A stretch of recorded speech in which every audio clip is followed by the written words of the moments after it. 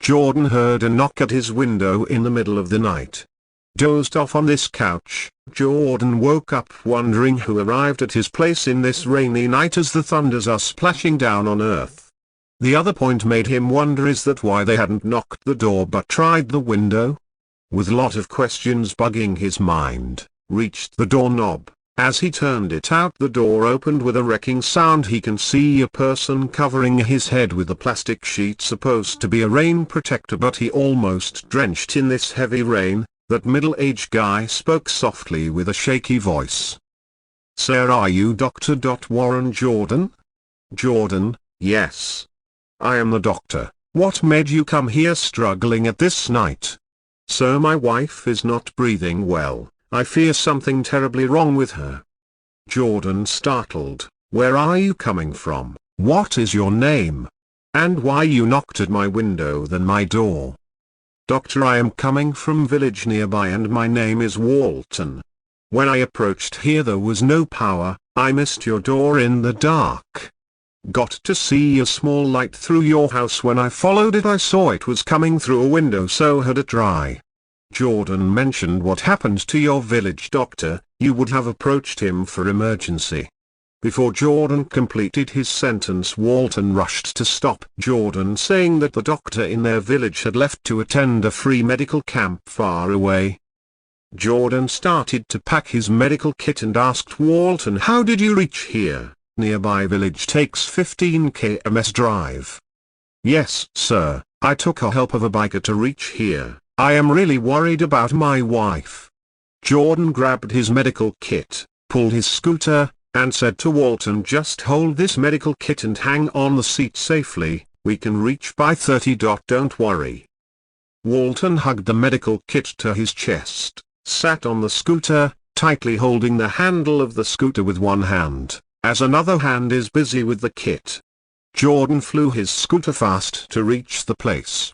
Jordan was observing the silence around him. The rain stopped and the cold misty air flowing softly. The stranger sitting behind him not even uttered a word from the time journey has started.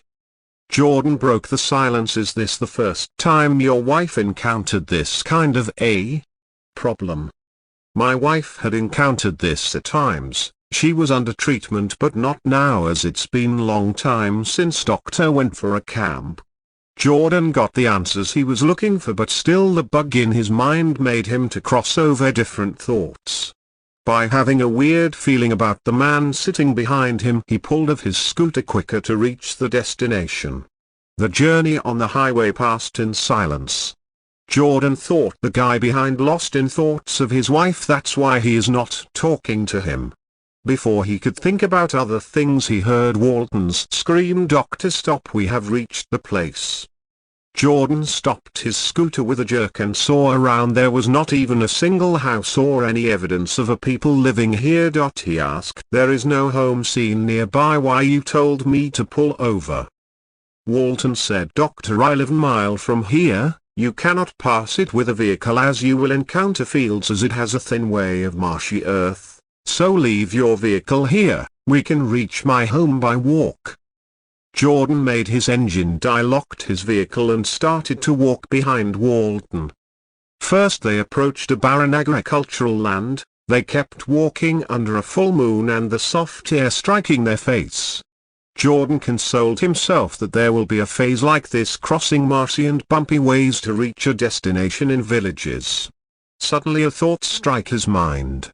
"Walton, you mentioned that you come from the village nearby my clinic, but we came crossing it. Where exactly you live? Here I see there is no trace of a livelihood." Walton didn't respond, he kept walking.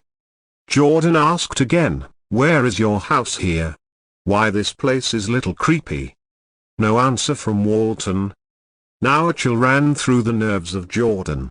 He understood something is wrong and he has to move from there, but the responsibility of a doctor advised him to do his duty. He cannot able to move forward, his legs felt numb and stopped.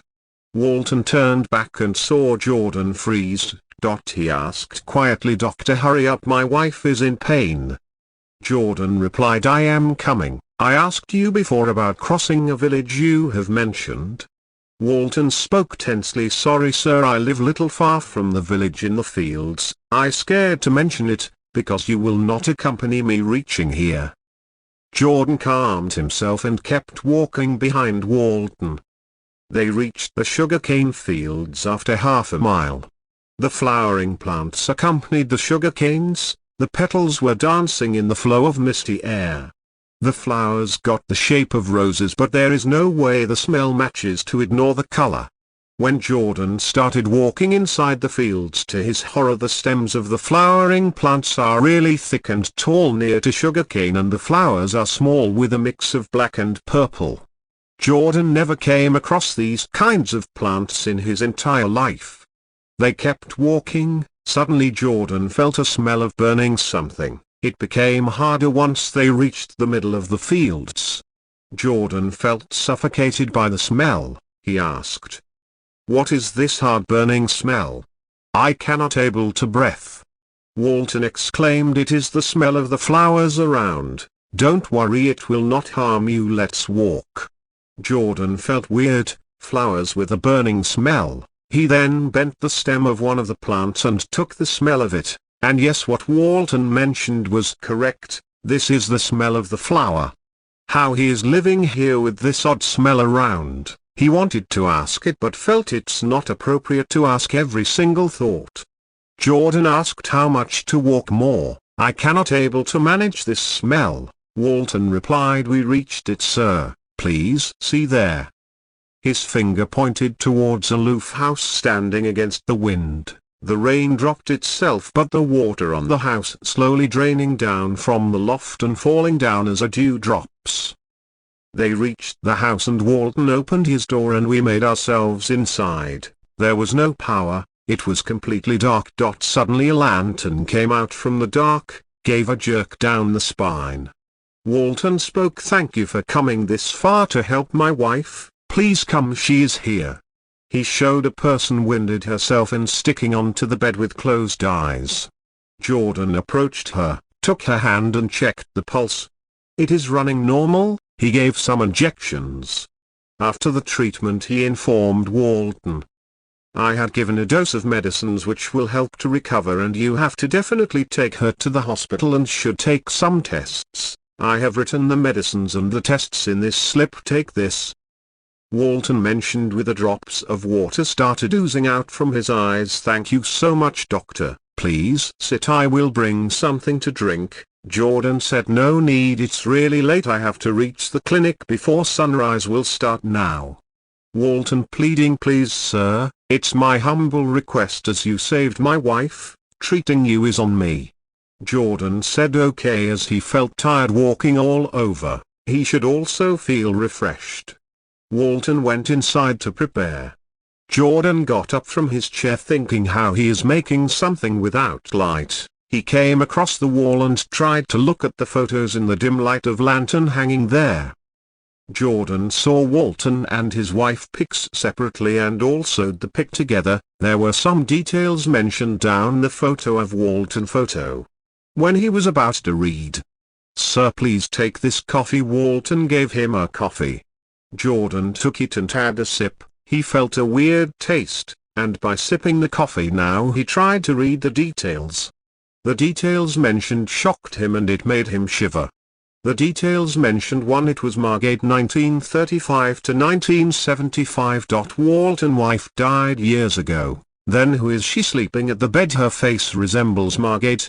He cannot able to take a breath. He felt stand still around and he looked at his coffee. It had a petal of the flower. When he raised his head, he felt the breeze near to his face. Suddenly a face peeped out from the dark. It's Margate smiling weirdly at him. He took steps backward one after the other and saw Margate coming on him.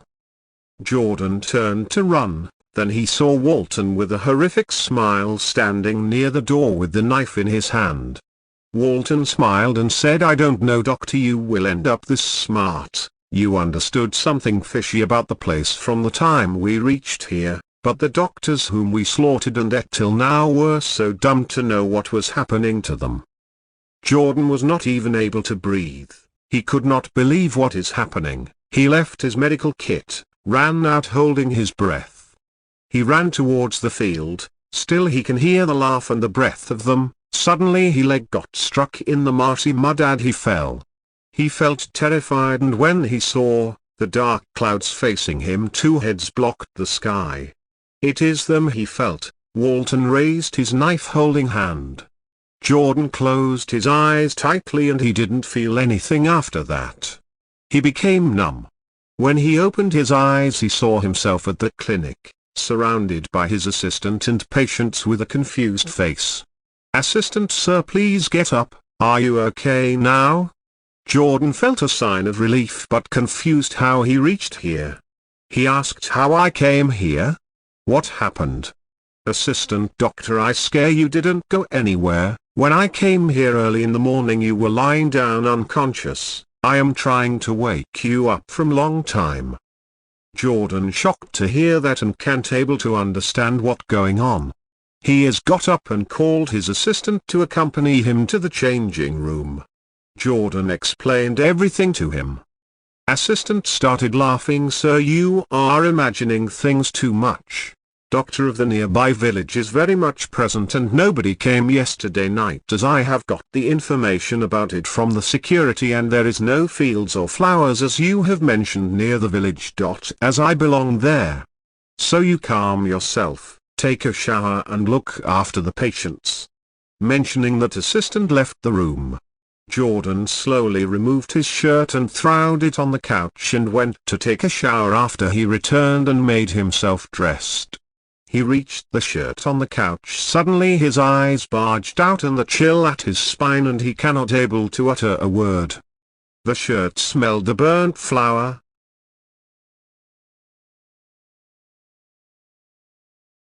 Whistling low, a cold wind rattled the window in its frame, causing a young boy to stir in his sleep. "Hello," he called out wearily.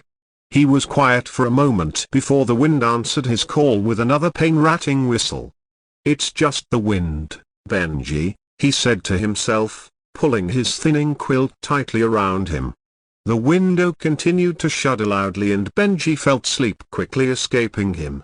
He shut his eyes tight, begging sleep to come back, but it was useless. He flipped onto his back, sighing, and staring at the dark ceiling above.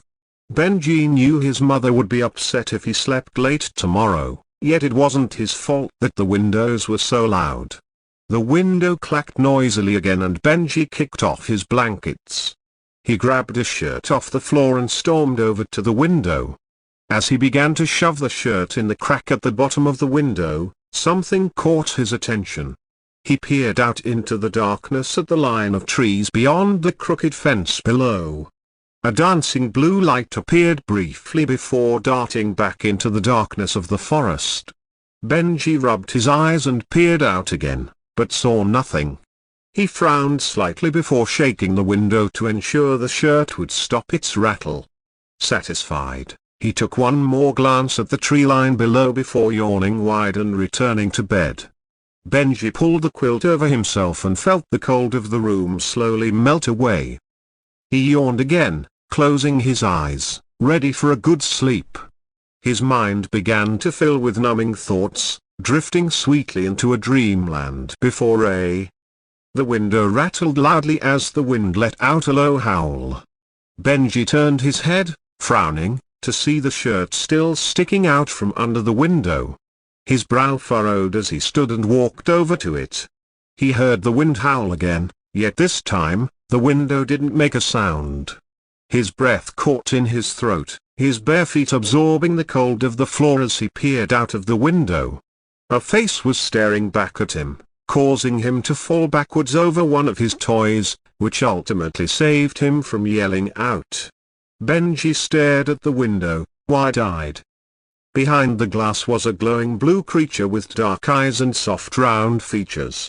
It didn't appear to have arms or legs but rather something akin to a blue dress that swayed gently. Benji got back up, still staring at the creature, worrying that if he took his eyes from it, it would disappear. "Hey, are you a ghost?" he choked out. The creature just looked at him, curiosity filling its blank face. "Who are you?" Benji asked, finding his voice. The creature cocked its head to one side. I'm Benji. I live here now. If you're a ghost, we could be friends, it's okay. The creature raised an invisible eyebrow, then pressed its face closer to the glass to look around the room. This is my room, Benji said. I keep some of my toys here. Mum doesn't like it when I leave my toys on the floor, so I'm sorry that it's messy. But I can clean it. Maybe you could play with me? The creature pulled back and a wide smile appeared on its face, jagged fangs stretching the entire length. Benji felt fear grip hold of him, freezing him in place. The creature stopped smiling immediately with an apologetic look. Benji's heart was beating loudly in his ears and he felt his lungs begin to wheeze. This sudden panic got him to turn and find his inhaler on his bedside table. He grabbed it and took a deep puff of it, feeling his breathing immediately become easier. Benji quickly looked back and felt his heart sink as the creature was no longer there. He ran back to the window and peered out, pulling himself up to see more of the yard below. The creature suddenly flew up from beneath the sill and Benji stifled a laugh. Oh, there you are. He smiled. I should give you a name, unless you have one. The creature just looked at him. I think I'll call you Nessie. After my dog. She died a few days ago. She was a great dog. The creature flipped backwards effortlessly in the air, as though it were a skillful trapeze artist, and pressed itself against the glass again. Would you like to come in? Benji said, beginning to pull the shirt from the window. The creature nodded, flipping and whirling about in the air. Okay, just 1 second. Benji went across the room and dragged his desk chair to the window. He climbed onto it, threw the shirt to the floor, before reaching high to unlock the window. He pushed the window open and the ghost flew in. The ghost, if that's what it was, seemed curious as it surveyed the room. It flew to study some toys on the floor, then to Benji's desk where his half-finished homework lay in a pile. It looked back at him briefly with a soft grin before continuing its study. What do you want to play first? I can't play too long because I need to. The creature then began to bounce around the room, knocking toys and furniture to the floor. Stop it! Benji whispered loudly. You'll wake Mum up. Please stop. The creature ignored him, smashing a lamp and pushing over a chest of drawers. Benji ran at it and grabbed its blue skirt. It stopped and turned back to him. The smile slowly appeared on its lips again and Benji felt fear seize him. Benji, you brat. A fierce woman's voice hollered from the bottom of the stairwell. When I get up there, you better be dead or bleeding. Heavy footsteps crunched against the stairs and pushed open the door. A mammoth of a woman filled up the door frame. Her flashy pink satin nightgown looked ethereal against the decaying wallpaper and graying wood around her. The faux fur at the bottom of the dress brushed softly against the floor, sweeping up the dust and causing the clean vibrant white to turn dull. She glanced once around the room before frowning. Benji?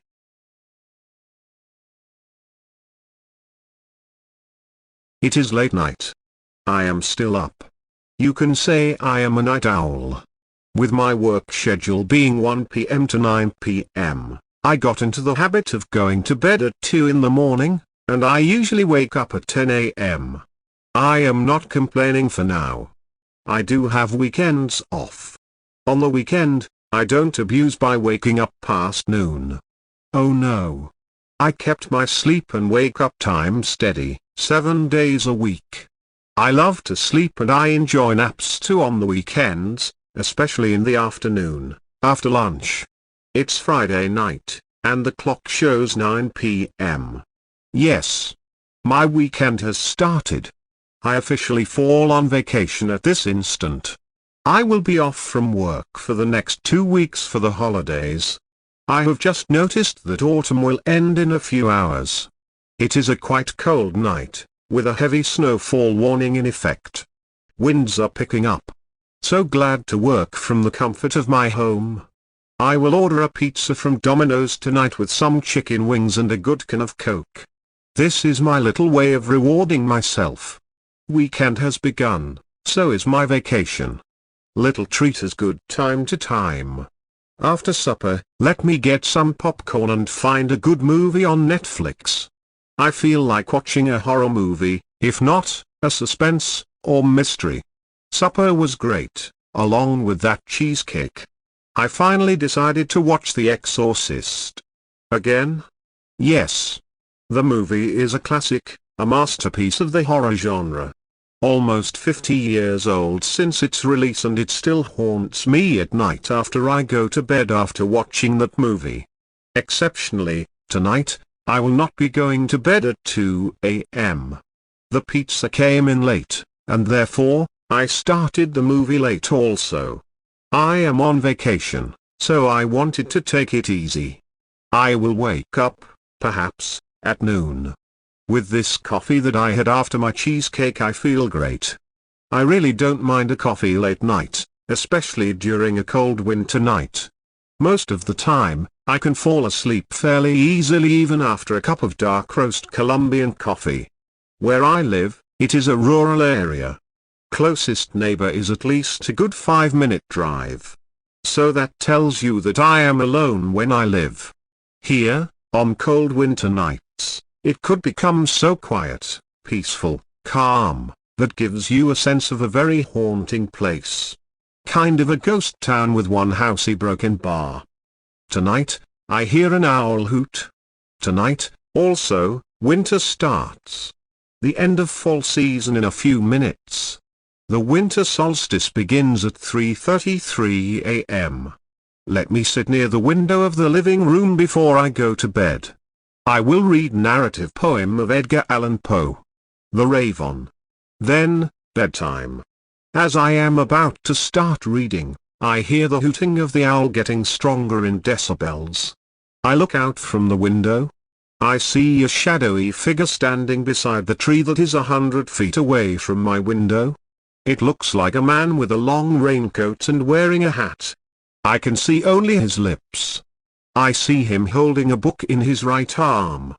To me, someone outside, at this time, on a blowing snow night, seems quite bizarre.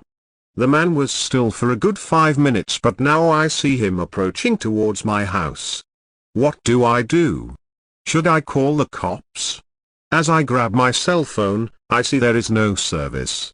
I no longer use landline. I had disconnected the service a few years ago. Big mistake now that I think of it.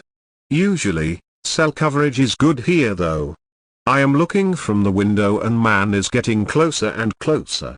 As if my window is focusing only on him now. Like a lens focusing on an object. I move away from the window and close the curtains. I would not be afraid, but at this time, in this weather, and I don't know this man. What is the purpose of his visit? I hear a big bang on the front door. 3 loud knocks. I froze on the spot. I am afraid. Scared. I am panicking. Who knocks on a stranger's door at 3:33 a.m.? Wait. What? It is 3:33 a.m.? The time that the winter solstice begins. I am not moving. I don't want him to know that there is someone home. Maybe he will leave. I wish I had a dog. A guard dog. I hear no noise. I sneak a peek from the window, but I see no soul. The problem is that I can't see from that living room window if someone is standing at the front door. The angle does not allow it. My feet are frozen from this cold floor. I am not trying to move. I am still like a statue. I hope this person, whoever he is, goes away. Maybe I should go to my computer and see if I can alert the authorities. I am tired, but I can't go to bed till I am sure this individual is gone from my front door. It is now 3:44. I can't stay still like this forever. A broken bar. I pick up my baseball bat, approach the door. Look from the peephole. No one to see. I open the door. No one to see. I look to my left, I look to my right, I look to the front again, a broken bar, no any a broken bar. I hear now again the owl hooting. Where? To my left, on the tree. It seems like he'd moved from a farther tree to this one now. What is the significance of what just happened? Did winter come knock on my door? Is this a warning? That man, a broken bar, that mysterious man, he seemed like Father Lancaster Merrin from the movie I just saw earlier. All these coincidences are weird. The movies I was watching earlier tonight and the start of the winter season. Is someone or something trying to say to me something? A broken bar,